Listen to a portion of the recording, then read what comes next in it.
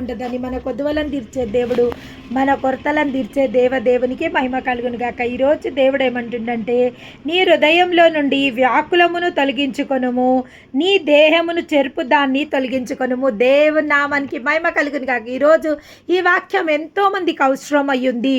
అవసరమైన వాక్యం ద్వారా దేవుడు మనందరితో మాట్లాడబోతున్నందుకు ఆయన నామానికి మహిమ కలుగును గాక. ఈరోజు దేవుడు ఏమన్నా, నీ హృదయంలో నుండి వ్యాకులమును తొలగించుకొనుము. అవును, దేని నిమిత్తము నువ్వు వ్యాకులపడుతున్నావు? ఈరోజు దేని నిమిత్తం నువ్వు చింతిస్తున్నావు? దేని నిమిత్తం నువ్వు కలవరపడుతున్నావు? దేని నిమిత్తం నువ్వు వ్యాకులపడడం అంటే అది ఒక మనోవేదన లెక్క, ఒక దుఃఖం ఎక్కువైపోయిందంటే అది వ్యాకులంగా మారిపోతుంది. ఆ వ్యాకులంలో ఏం జరుగుతుందంటే మన హృదయంకి నెమ్మది ఉండదు, మన హృదయంలో కలవరపాటు ఉంటుంది. అదే మన మదిని ఎంతో వేదనకు గురి చేస్తుంది. కొన్నిసార్లు కొంతమంది మాటల వల్ల మనకు వ్యాకులత కలుగుతుంది, లేదా కొన్ని పరిస్థితుల వల్ల మనకు వ్యాకులత కలుగుతుంది, లేదా ఏదైనా రోగం భయం వల్ల మనకు వ్యాకులత కలుగుతుంది, లేదా ఏదైనా దరిద్రత వల్ల వ్యాకులత కలుగుతుంది, లేదా ఒక పరీక్ష గుండా మనం వెళ్ళాల్సినప్పుడు మన హృదయానికి వ్యాకులత చెందుతుంది, లేదా ఏదైనా తీర్పుకు మనం గురి అవుతాము అని మనకు భయమైనప్పుడు మనము వ్యాకుల పడడం జరుగుతుంది. అదేవిధంగా ఇక్కడ ఏమంటుండంటే, నీ హృదయములో నుండి వ్యాకులమును తొలగించుకొనుము. ఈరోజు దేవుడు ఏమంటుండంటే, దేని నిమిత్తం నీ హృదయంలో వ్యాకులతుంది? దేని నిమిత్తం నువ్వు ఏమంటుడు దేవుడు? మత్సరం ఎముకలకు కుళ్ళు. నువ్వు దేని నిమిత్తం అయితే నీ మనసులో పెట్టుకొని దాని విషయమై నువ్వు బాధపడి దాని విషయమై ఆందోళన పడినప్పుడు అది నీ ఎముకలలోనే సత్తువని తీసేస్తుంది, నీ ఎముకలలో నా బలాన్ని కోల్పోవటట్టు చేస్తుంది, అది నిన్ను బలహీనంగా మార్చేస్తుంది. అందుకే ఇక్కడ ఏమంటుండంటే దేవుడు, ఈరోజు నీ హృదయంలో నుంచి వ్యాకులతను తొలగించు. దేని విషయంలో వ్యాకులత?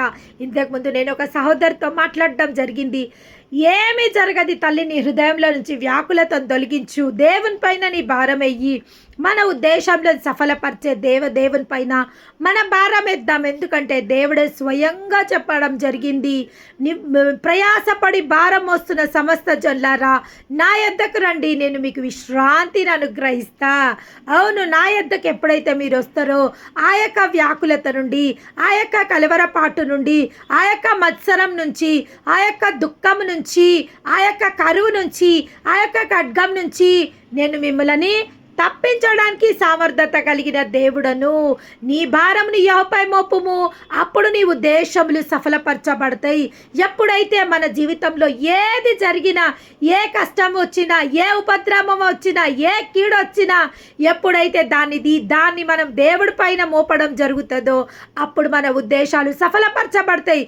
మనము కలవరపడడం వల్ల ఏమీ జరగదు.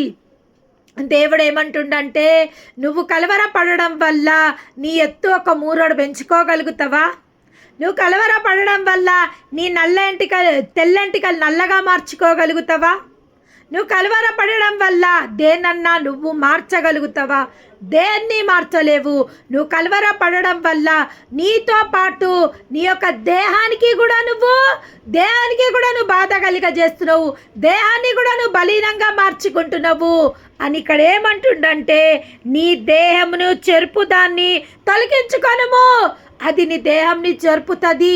ఎప్పుడైతే నువ్వు మత్సరం పడతావో, ఎప్పుడైతే కలవరం పడతావో, ఎప్పుడైతే చింతిస్తావో అది నీ దేహంని పాడు చేస్తుంది, అది నీ దేహంలో ఉన్న బలంని నువ్వు కోల్పోయేటట్టు చేస్తుంది. ఆనాడు పేతురుతో దేవుడు సెలవివ్వడం జరిగింది. ఏమని? పేతురు, దుష్టుడు నిన్ను జల్లించబోతుండు, గోధుమలని జల్లించినట్టు నిన్ను జల్లించబోతుండు, మేల్కోగా ఉండి ప్రార్థించుమని పేతురుకు హెచ్చరిక రావడం జరిగింది. కానీ పేతురు దేవదేవుని యొక్క మాటని నిర్లక్ష్యం చేయడం జరిగింది. అప్పుడు ఆయన ఎదురుగా ఒకటి వచ్చింది, నువ్వు నన్ను ఎరగవని. ఈరోజు దేవా, నేనైతే నిన్ను విడవా. ఇప్పుడు కాపరిని ఆ యొక్క ఈ గొర్రెలు చెదిరిపోతున్నాయి, కాపరిని శత్రువుల చేతికి అప్పగిప్పబడబోతుండ అన్నప్పుడు, ప్రభువా, ఎవ్వరు చెదిరిపోయినా, ఎవ్వరు నిన్ను విడిసినా నేనైతే నిన్ను విడవనయ్యా, నిన్ను వెంబడిస్తానని చెప్పిన పేతురు అయితే అప్పుడు దేవుడు అంటుండు, నిన్నైతే నేను విడవనయ్యా. అప్పుడు దేవుడు ఏమంటుండంటే, ఈరోజు కోడికి పుయ్యక ముందే ముమ్మార్లు నన్ను ఎరగవని నువ్వు బొంకుతావు పేతురు అంటే, లేదు ప్రభువా, నా ప్రాణం పోయినా పర్వాలేదు, నేను మాత్రం నిన్ను ఎరగను అని నేను బొంకను అంటాడు.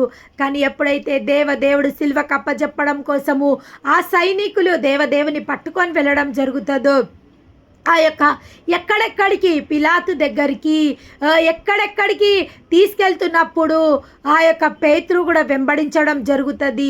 వెంబడించడం జరిగినప్పుడు అక్కడ మనుషులు చూసి ఇతడి కూడా ఆ వ్యక్తితో ఉన్నవాడే, ఇతడైన శిష్యుడు అన్నప్పుడు, ఒక చిన్నది చూసి అన్నప్పుడు ఒక చిన్న బిడ్డకు భయపడి ఆయన ఎవరో నేను ఎరగా హెరోదు దగ్గరికి తీసుకెళ్ళడం జరుగుతుంది, పొంతు పిలాతు దగ్గరికి తీసుకెళ్ళడం జరుగుతుంది.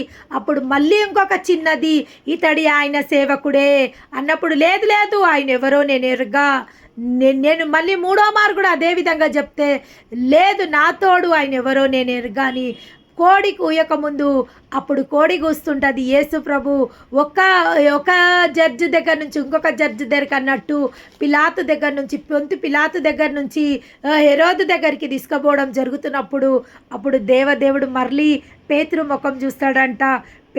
ఓన్లీ మొహం చూస్తాడంట. దేవుడు అంతే ఏం మాట్లాడాడు. అప్పుడు పేతురు నేలబడి ఏడుస్తుంటాడంట, ప్రభువా నేను నీతోనే అన్నా ప్రభువా, నేను నా ప్రాణం పోయినా పర్వాలేదు, నిన్ను ఎరగా నేనన్నా, కానీ ఇప్పుడు నేను నిజంగా శోధనలోకి ప్రవేశింపబడ్డా, నేను నిన్నెరుగా అనేసి నేను నీ ఎదురుగానే నీ ముఖం ఎదురుగానే నిన్నెరుగా అని నేను అనడానికి ఈరోజు ఇది తటస్థించింది ప్రభువా అని దేవుడు ప్రతి ఒక్కరితో అంటుండు. ఏమని? మీరు మత్సరపడాల్సిన అవసరం లేదు, మీ దేహాన్ని మీరు బాధ పెట్టాల్సిన అవసరం లేదు, మీ హృదయంలో కలవరపాటు ఉంచుకోవాల్సిన అవసరం లేదు. ఎందుకంటే కలవరపడువాడు విశ్వసించువాడు కలవరపడడు అని రోజు దేవుడు మనతో మాట్లాడడం జరుగుతుంది. నీ హృదయంలో కలవరం ఉంది అంటే నువ్వు ఇంకా దేవుని విశ్వసించటం లేదు. నువ్వు నిజంగా విశ్వసిస్తున్నావు దేవుని అంటే నీ హృదయంలో కలవరపాటు ఉంటుంది, నీ హృదయంలో నెమ్మది ఉంటుంది. ఎందుకంటే మన దేవుడు కునికడు నిద్రపోడు, దివారాత్రములు తన బిడ్డల కోసం కావలసిన ప్రతి ఒక్క మేలుని దేవుడు సమకూర్చడం జరుగుతుంది. ఇంకా దానిపైన వచనములలో ఏం రాయబడిందో చూద్దాము.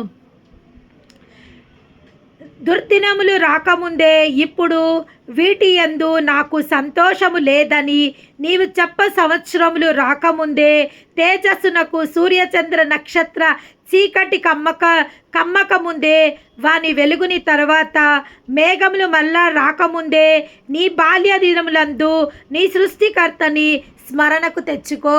నీకు దుర్దినములు రాకముందే, చెడు దినములు నీ జీవితంలో రాకముందే, ఏదైనా కీడు నీ జీవితంలో రాకముందే నీ సృష్టికర్తని స్మరణకు తెచ్చుకో. నీ